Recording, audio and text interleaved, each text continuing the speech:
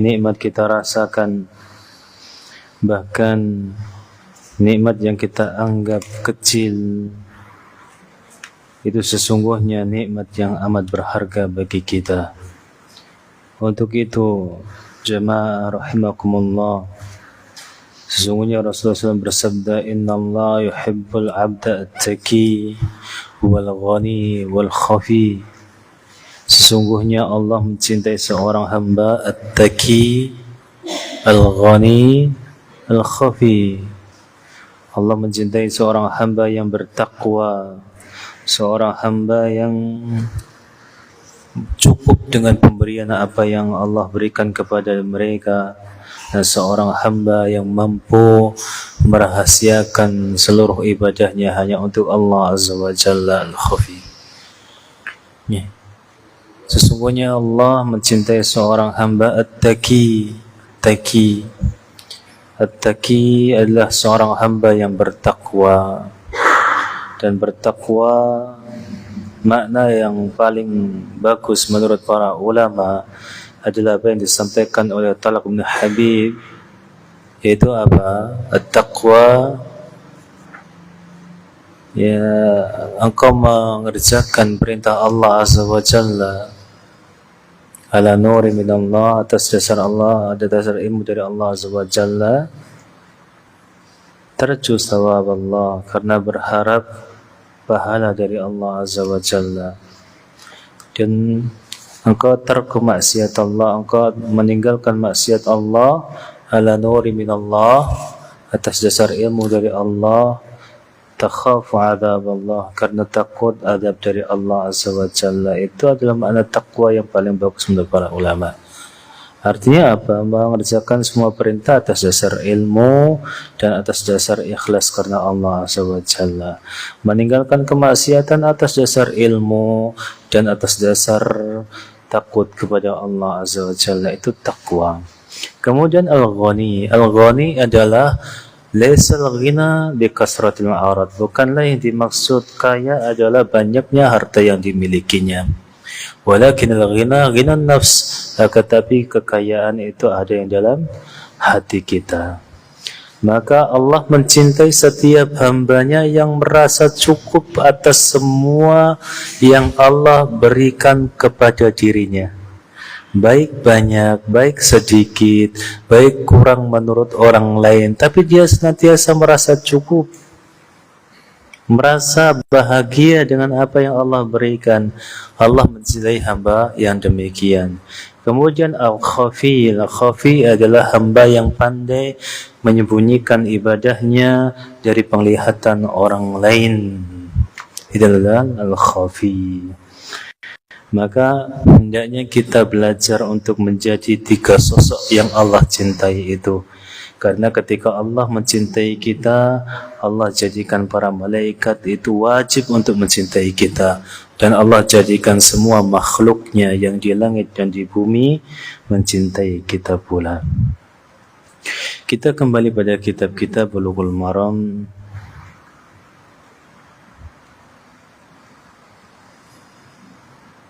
Kita sampai pada kemarin membahas tentang ghufranaka Pak ya. Monggo Pak Dewas mantune salat semipun.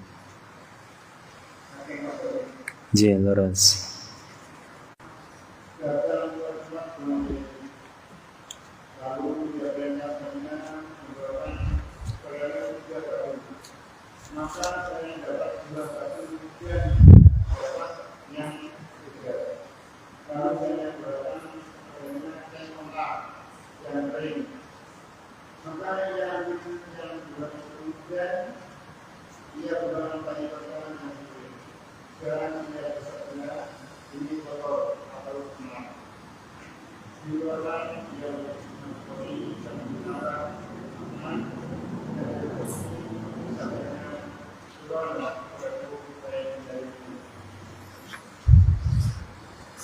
Jazakumullah khairan, barakallahu fikum. Ani bin Mas'udin, dari sahabat yang mulia Abdullah ibnu Mas'ud, Abdullah ibnu Ummi Abdin, Abu Abdurrahman رضي الله تعالى عنه قال أتى النبي صلى الله عليه وسلم الغائط فأمرني أن آتيه ب3 أحجار فوجدت حجرين ولم أجد ثالثا فأتيته بروثة فأخذهما فألقى الروثة وقال إنها ركس أخرجه البخاري وزاد أحمد والدارقطني ائتني بغيرها. Dari sahabat yang mulia Abdullah ibnu Mas'ud, Abdullah ibnu Ummi Abdin al-Hadli, Abu Abdurrahman, semoga Allah meridai Abdullah ibnu Mas'ud. Qala atan Nabi sallallahu alaihi wasallam al-ghaid. Rasulullah SAW suatu ketika itu datang untuk menunaikan hajat, datang waktu menunaikan hajat. Fa'amarani an atiyahu bi3 ahjarin. Maka beliau meminta tolong kepadaku untuk membawakan 3 buah batu. Fawajadtu hajarain. Hanya saja aku cuma mendapati 2 batu. Walam ajidu thalithan, dan aku tidak mendapati yang ketiga. Fa'ataituhu bi rawthah, maka aku dapati 1 kotoran yang sudah kering. Fa'akhadahuma fa'alqa rawthah, maka Rasulullah SAW menerima yang 2 batu tersebut dan membuang ya rawthah, yang kotoran kering yang dimaksud oleh Abdullah bin Mas'ud tersebut. Faqala innaha riksun, maka Nabi kita yang mulia SAW, innaha riksun, maka hal itu kotoran kering itu adalah najis, kotor. Akhrajahul Bukhari, dikeluarkan oleh Imam Al-Bukhari. Wa zada Ahmad wa Ad-Darqutni, dan Imam Ahmad dan Imam Ad-Darqutni menambahkan i'tini bi ghariha, berikan aku yang selain kotoran tadi. Ini adalah tambahan dari hadis-hadis yang sebelumnya, bahwasanya kita ketika ketika istinja atau istijmar itu menggunakan 3 batu, yang ganjil itu minimal 3 batu, lebih dari itu bagus, tapi disunnahkan ganjil. Akan tapi Rasulullah SAW di sini membuang yang namanya rawthah, kotoran yang sudah kering. Rasulullah bersabda innaha riksun, bahwasanya kotoran itu adalah kotor. Dan ini dalil bahwasanya sesuatu yang najis tidak bisa membuat kita bersih, sekalipun bentuknya bersih atau zatnya bersih. Tapi sesuatu yang najis tidak bisa membuat kita bersih secara umum. Begitu pula sesuatu yang haram tidak akan membuat kita sembuh dari sakit. Itu adalah kaidah-kaidah. Dan juga seluruh kemaksiatan akan membuat kita sengsara. Itu kaidah. Setiap yang najis itu tidak mampu membersihkan kita, sebanyak apapun yang ada pada kenajisan tersebut. Mungkin banyak zatnya.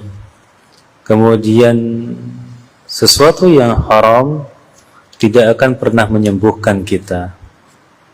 Sesuatu yang maksiat tidak mungkin membuat kita bahagia. Itulah kaidah-kaidah yang harus kita yakini. Sebagaimana najis itu tidak mampu membersihkan kotoran sekalipun dia sudah mengering, sekalipun dia sudah kering, maka hal yang haram, baik itu makanan, minuman, ataupun semua yang haram secara zatnya atau haram secara sababnya, itu tidak akan menyembuhkan penyakit kita. Ya kan? Ya. Innallaha la yanzilu dawa ala ma harrama alaikum. Sesungguhnya Allah tidak menurunkan obat-obatan terhadap yang Allah haramkan atas kalian. Jadi apapun alasannya, ketika seseorang itu berobat dengan yang haram, maka sesungguhnya tidaklah kesembuhan yang ia dapatkan, melainkan tambah sakit. Seorang pernah datang kepada Nabi kita yang mulia SAW dan berkata, "Ya Rasulullah, ini udawi bil khamr." Wahai Rasulullah, aku berobat dengan minuman keras. Ya.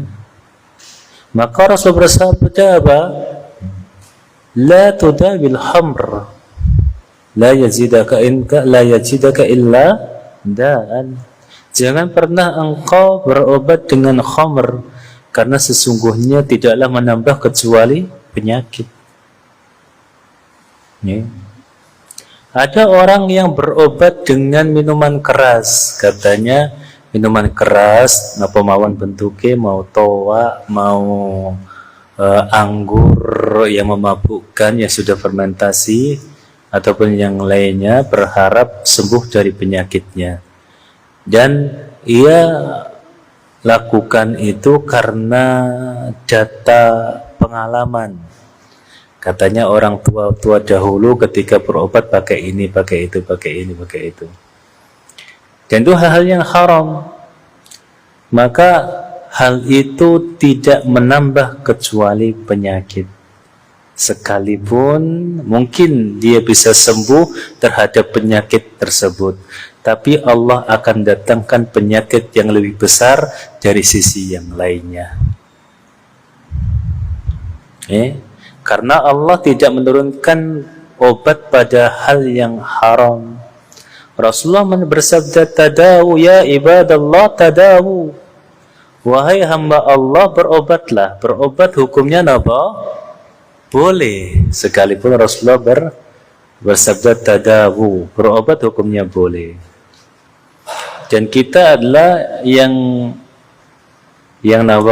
termasuk yang tengah-tengah bainal ifrat wa tafrid, tidak mengkultuskan suatu obat-obatan segala macam yang bersifat herbal kemudian dikatakan obat-obatan yang pasti manjur, dan bukan orang yang mengingkari atau meninggalkan pengobatan kedokteran, bukan.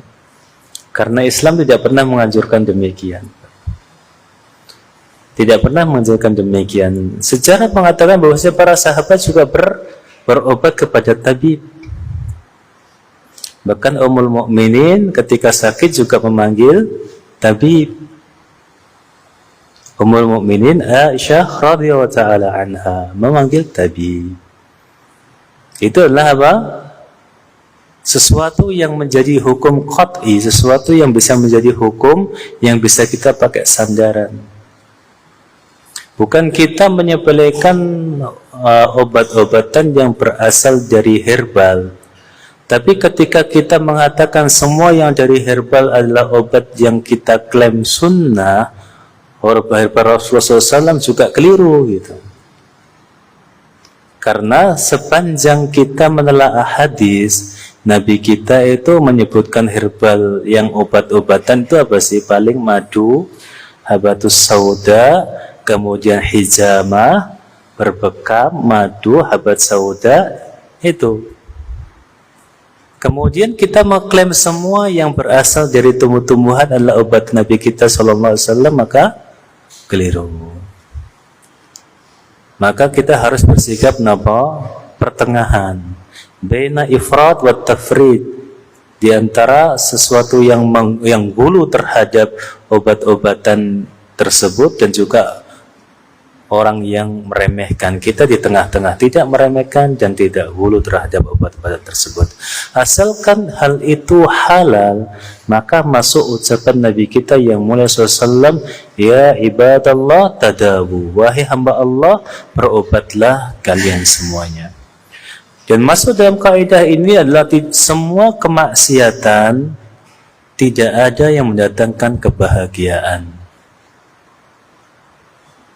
Allah berfirman, daraballahu masalan qaryatan kanat aminatan mutmainnatan ya'tiha rizquha min kulli makan fakafarat bi an'amillah fa'adhaqaha Allahu libasal khawfi wal ju'i bima kanu yasna'un. Surat An-Nahl. Allah berikan perumpamaan, ya, sebuah qaryah, sebuah kampung, sebuah tempat tinggal yang dihuni oleh banyak manusia. Kanat